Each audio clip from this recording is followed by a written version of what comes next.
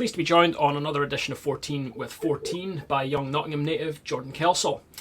Jordan's a two-time under-18 England champion, a two-time NIHL Cup champion, a two-time World Junior Championship under-20s bronze medalist, and an EIHL Series champion. Currently playing for his hometown team in the Panthers and wearing number 14, ladies and gentlemen, Jordan Kelsall. Jordan, thanks for agreeing to have a chat with me. How are you? Yeah, I'm good, thanks. How are you? Yeah, not too bad, man. So, Jordan, the idea of 14 with 14 is that we get an idea of who players are both on and off the ice. So it's not the usual interview. There will be a few questions that you're probably not being briefed for, but they're all just about you. It's to get an idea about who you are, both on and off the ice. So if you're okay with that, I've got a first sort of icebreaker question. It's one of these horrible team building questions that you get asked at these events. What's your go-to coffee order? Black Americano. Oh, I would love like a latte or something, but milk just isn't the one for me. So Black Americano it is. I'm in the same boat as you. Dairy's not my thing either. Yeah. So looking at hockey then, Jordan, how did you get started in the game? How did you get your start in hockey? It first started here at the National Ice Centre when my mum and dad brought me down for like a parent and toddler little skate. So I used to come skating when I was really young, and they would like throw toys on the ice and stuff that you could play with, and just kind of like to get you out there. And kind of did that, progressed a little bit, was obviously enjoying it. And then my parents had season tickets with the Panthers, so I would kind of come along with them and watch the team. And then when I was about 4, I tried ice hockey, and as I continued and continued to play, kind of asked them like, could I do it, like properly, really try. And just obviously always in love with the game. So from starting really young, I've kind of just, it's continued from there really. That's good to know. My daughter's 19 months, so she's getting about ready to take her first steps on the ice. Guaranteed she'll be better than me straight away anyway, so it's good to know that's where the start is. So looking at number 14, obviously podcast is door 14.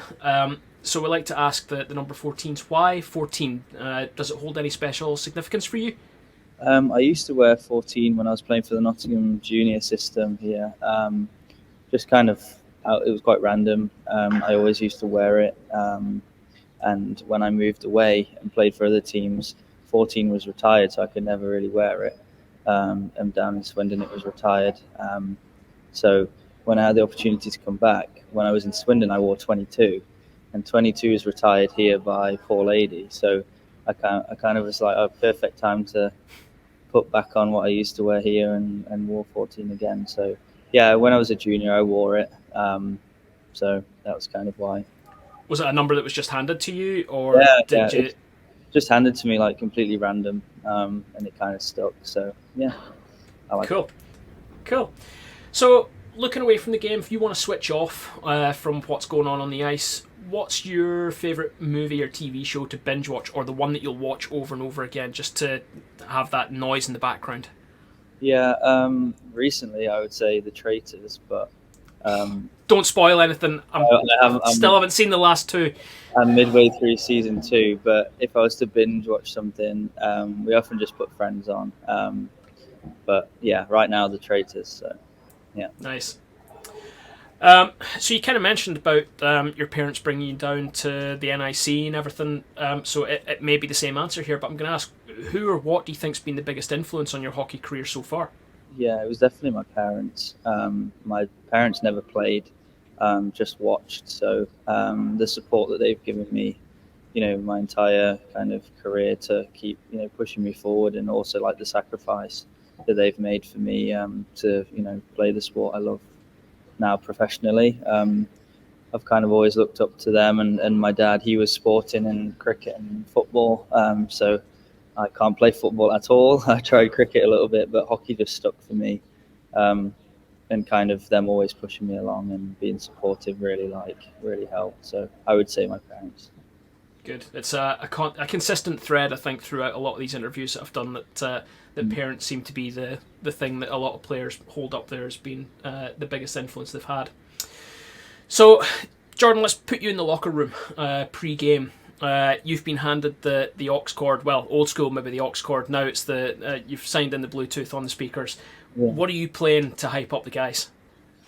To hype up the guys, I'm not sure. Kind of like pop music, kind of like the radio hits and stuff like that. Maybe with a little remix to kind of like fire the guys up a little bit, but it's usually not me, if I'm honest. Usually the guys have I don't really want that responsibility, so it's fine if the other guys have it. But yeah, some kind of like pop remix or something like that. Yeah. You don't want that sleeper sort of little ballad that's sneaking around in your playlist to play over the locker room. No mishaps if I just don't do it. So we're good. Yeah. Good. So, Jordan, I rattled off a couple of the successes that you've had so far in your career right at the very start there. But to your mind, what's been the highlight moment of your career so far? I would say representing Great Britain for sure. In the under 18s World Championships and under 20 World Championships when I was in Estonia, winning a medal has always been kind of a big highlight for me. In that situation, we weren't fighting for a gold medal or getting silver if we lost. It was actually playing for a bronze medal, which weirdly was more competitive in that one game situation, and to be able to win a medal was awesome. And then unfortunately when we hosted the World Championships, we lost out on gold, but being in those games and playing for Great Britain is always something I dreamed of, so being able to do that was definitely a highlight. And then I guess domestically, like playing in the Champions Hockey League was pretty cool. My first year here, and the Continental Cup, we lost in the final. So there's been some pretty good, highlights. Not always, lifted the trophy, but just accomplishing those things has been pretty cool along the way, to be honest. It's amazing. It's a lot of incredible experiences for a young guy, definitely. Yeah. So, you're a good few years now into your pro career, having come through, as you mentioned, the Nottingham and the Swindon junior programmes. You've made it into top tier in the country, having spent time in the NIHL as well.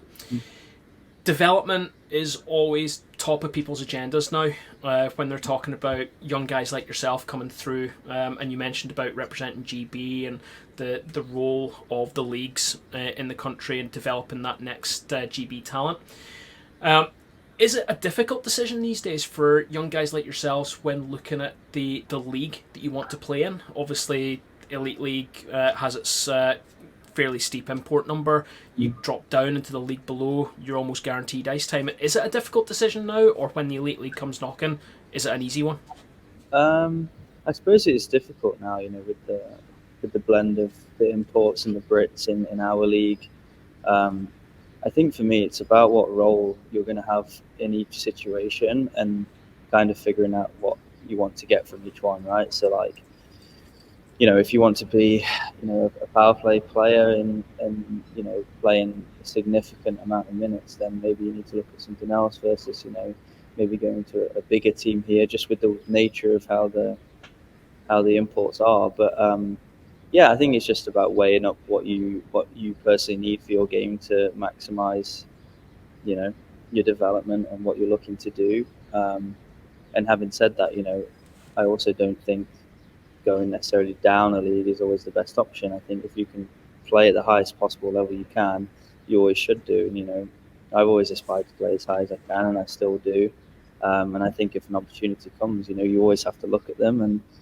And yeah, that's my kind of take on it, and that's how I approach it. And just trying to be the best I can be and play as high level as I can, really. So that's kind of how I've looked at it. That's a great outlook. So, as one of the young lads in the room this year, let's say the coach asks you to organise a team day. And I know you said you don't even like to take the aux cord in the locker room, but let's say you've been asked, you're doing the team day. What would you take the lads to do? A team day out or something? Yeah. Okay. My kind of like ideal team day out, if it's in the summer, would say we start the season, would be like, I don't know, go watch some like cricket or football or something, and maybe go out for dinner after, and then kind of like we have a few places in town here like Roxy's and stuff where you can go play games like snooker and pool, and ping pong, shuffleboard, and all that. So that would kind of be my go-to, just to like bring the guys together a little bit, have some fun, and mix it with a bit of sport maybe too. Very good. I think you're the first guy who's not said golf at the very start, so I'm with you on that one. Yeah, I do like playing golf, but sometimes 5 hours is too much. So. Yeah. So you talked about the aspiration of playing at the highest level as well. And my next question kind of comes back to that a little bit. Is, do you have any major aspirations as far as your hockey career is concerned? Do you have a picture in your head of an "I made it" moment that you'd love to hold on to through the rest of your life once you're finished playing? Yeah, I think it's tough to say like truly like you ever make it. Like because the competition's so high, like it's really difficult to not only get a place but keep it and push on. So I really want to make the Great Britain national team. Having played the under-18s and under-20s, that's something that I really want to do. But to do that, I have to continue to develop and get better, and play at a higher level here in our own league to warrant a place there. Because that team's so good right now. Very successful. We're back in the top division, so to break into that kind of mold is going to be a big feat. But that's the main goal that I have, that I'm really focusing on, and to do that, it's just about playing as well as I can for Nottingham and having success here, and I think that should lead to that. So not really I made it moment in mind, but that's definitely something that I'm looking to do. Not so much the big one, but the next one. Yeah, almost. Yeah. Better way of looking at it.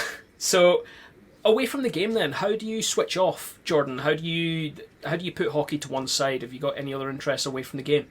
Yeah, so I just graduated university, so big interest of mine is kind of like finance and investing and that side of it. So I write a blog every week, so I'm trying to like build that up at the moment. It's been very time consuming. Plug it, go for it, plug it. Yeah, no, it's not really for. I don't want to spread it like too far. I'm just trying to, develop a process away from the rink where, maybe like a little business idea or something. So yeah, finance is a big one, but to kind of switch off completely, I guess just spending time with like family and friends and stuff, and yeah, that's something that I really enjoy. So not much time off hockey, so you have to chill out when you can. Yeah. What does pre-game look like for you then? Let's say, for example, at a home game in Nottingham. We know that a lot of hockey players are a superstitious bunch. So have you got any rituals that you like to stick to on a game day? I usually arrive like 2.5 hours before face-off, just so I have enough time to like prepare everything, my sticks and my equipment and stuff. And then not really like rituals before a game. I play two-touch every like football before every game, before every warm-up, and get my own warm-up in. But I'm not like extremely superstitious. I just try to relax and get ready for the game. So I would say just arrive in like quite early, and then get ready. It's pretty nice. Much it. I've been asking everyone that I've been interviewing then if you have an NHL team that you follow. You can see over my shoulder for my sins, I'm a Nashville Predators fan. But do you have one that you follow or that you grew up following? Yeah, I follow the Rangers. So funny story, my first NHL game was Rangers against the Islanders. We went on a trip to New York, and my dad follows the Devils, so there's always that like little rivalry because he loved Brodeur, so we have that little rivalry together. But yeah, the Rangers is my team. And the $1 million question then, Rangers for the Cup this year?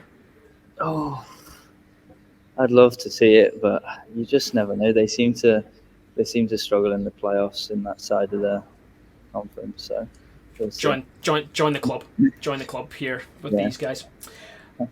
Last question then, Jordan, and this is one I've asked everyone at the end of these interviews, is if you could go back, and I know for you it's not that far back, but if you could go and give 10-year-old you one piece of advice, what would it be? If you find something that you really enjoy, just stick with it, because it's so difficult when you grow up to really find, say a job or whatever, like that you really truly enjoy and love. So if that's sport, if that's a specific industry, job, just go with it and just give it your all, because you never know if you don't try. So, um, I'm so fortunate that, I love hockey and I get to play it for a living, but whatever it may be, just give it your all and give 100%, because, that's all anyone can ask from you. So that's what I would say. But, there's so many, say 10-year-old kids, so many young kids playing hockey now and doing that. So the future's bright, I think. Wise words on young shoulders there. Jordan, massive thank you very much for giving up your time to chat with us and giving insight into you both on and off the ice, and good luck for the rest of the season with Panthers. Yeah, thanks for having me on. Really appreciate it. Cheers. Cheers, mate. Thank you.